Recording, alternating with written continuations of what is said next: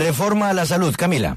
Pues Juan Pablo, volvemos a hablar de la reforma a la salud porque el gobierno radicó de nuevo ese proyecto que ya fue rechazado una vez en el Congreso, pero que ahora inicia un nuevo camino en el legislativo. Pero importante saber qué opinan los pacientes sobre este nuevo texto. Por eso quiero saludar a Denis Silva, él es vocero de Pacientes Colombia, movimiento que agrupa a 198 organizaciones de pacientes en el país. Denis, bienvenido a la W. Hola Camila, buenos días y buenos días a las personas de la mesa. Denis, ¿alguna de las organizaciones de pacientes que usted representa hicieron parte de este texto? ¿Fueron consultados?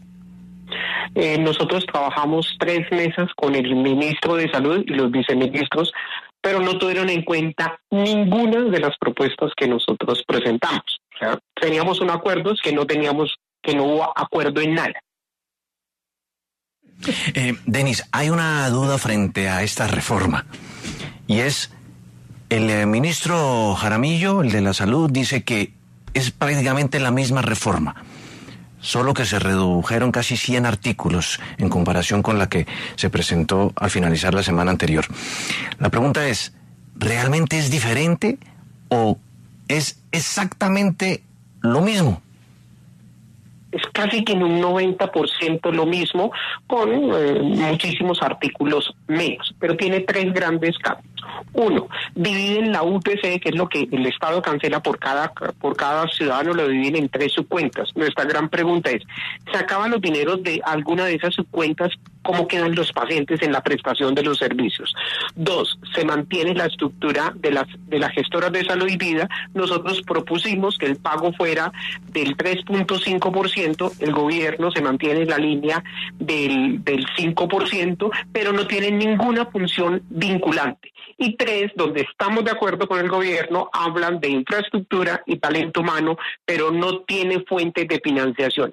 Y hay un cambio sustancial, casi que están eliminando los servicios complementarios que están en el artículo 19, porque no define la fuente de financiamiento. Si no hay fuente de financiamiento, técnicamente no existe. Denis, justamente, y usted lo acaba de tocar por encimita, y es el tema de esos 48 artículos que están incluidos en esta nueva reforma. El ministro, o bueno, el proyecto anterior tenía más de 100 artículos. El ministro anunció que esos demás artículos se pueden reglamentar vía decreto. ¿Se sabe más o menos qué artículos fueron los que quedaron por fuera y que se podrían reglamentar vía decreto? Todo lo que tiene que ver con el funcionamiento de los casos, no está claro cómo van a funcionar. Eliminaron todas las posibles fuentes que anteriormente tocaban del talento humano, ahora simplemente las enuncian y esto lo eliminan. Pero nos llama poderosamente la atención, Camila, este gobierno, y con justa razón, ha levantado la mano por acabar los monopolios, pero le da un monopolio a la ADRES. La ADRES queda recaudando, pagando, auditando, contratando. Asume todas las funciones administrativas que hoy conocemos como de las EPS y las funciones financieras. Entonces, Camila y personas de la mesa, ¿para qué vamos a regalarle 8 billones de pesos a las gestoras de salud y vida?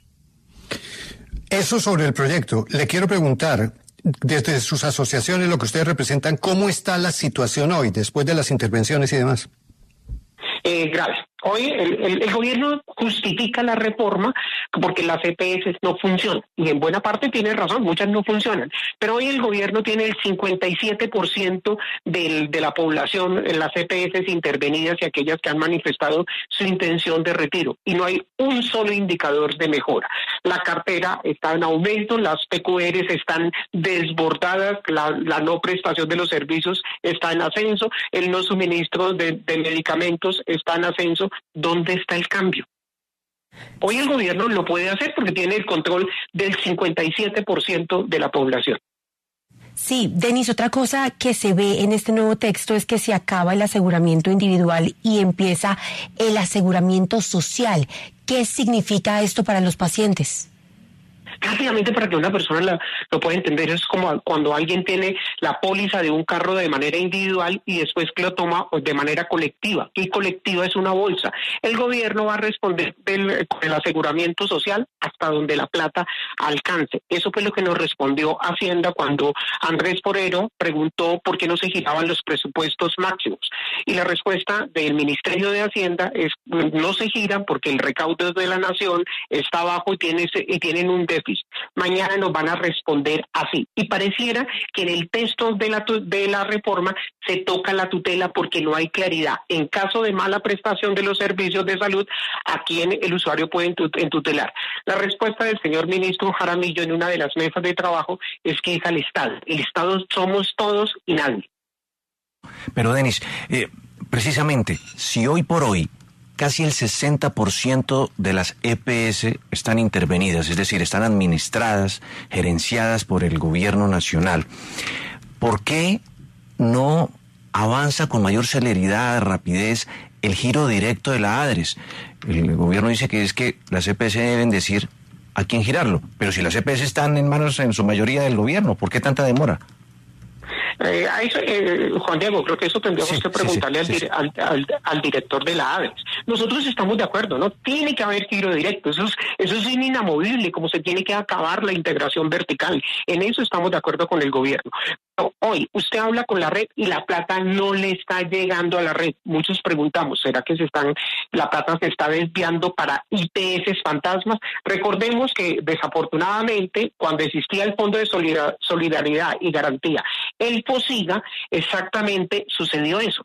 Y casualmente creo que estaba el mismo doctor Félix en ese momento cuando se pagaban cosas pues que técnicamente no existían, y eso era un foco de corrupción, la cosa más espantosa. Hoy la plata no le está llegando a la red. Claro, hoy también son las CPS las que deciden, las que nominan a quién se le paga por giro directo y a quién pagan directamente ellas. Denis, en la actualidad hay una crisis de medicamentos. ¿Ustedes encontraron en ese nuevo texto quizá una solución a lo que hoy viven los pacientes al buscar un medicamento?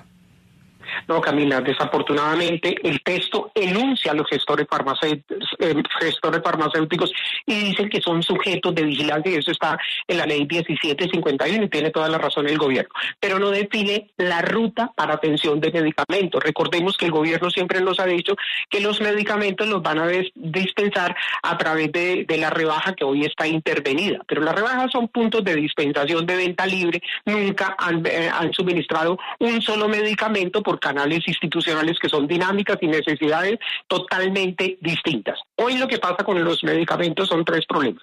Uno, rápidamente, el INVIMA tiene cerca de 29,000 registros sanitarios represados, pendientes. Dos, es que hay escasez de algunas moléculas a nivel global. Y tres, es que como no le pagan a los gestores farmacéuticos no le venden a las EPS y los afectados son los pacientes. Mire, le entendí que las EPS todavía están pagando a algunas IPS. ¿Eso cómo es? ¿Cuáles sí y cuáles no? Doctor Casas, así funciona. Las EPS en el régimen contributivo nominan a quién le pagan ellas directamente y a quién le da la orden a la ADRES porque la ADRES, su intencionalidad constitucional desde el 2015 era un pagador. De esa manera custodiábamos los recursos del sistema de salud. Pero son las CPS las que dicen, a este le paga esto, a este le pago yo. Y ese criterio es perverso porque viola el principio de igualdad. Claro, pero en ese orden de ideas entonces sería un sistema mixto, no se estaría pagando directamente. Hoy como funciona es mixto. Mañana con la propuesta del gobierno es el gobierno el que paga directamente después de realizar algunas auditorías, que ahí tenemos serias diferencias con el gobierno. La ADRE no tiene experiencia en auditorías. Entonces la propuesta dice que las gestoras de salud y vida auditen. Nosotros decimos por qué no contratamos una empresa internacional experta en auditorías de cuentas en salud, que se auditen dos tipos de cuentas, las cuentas de garantías de derechos y las cuentas de facturación. Eso nos da transparencia en los recursos públicos. Pues este es el análisis que hacen desde Pacientes Colombia. A Denis Silva, el vocero de esta organización, muchísimas gracias por estar con nosotros. A ustedes, gracias por la invitación.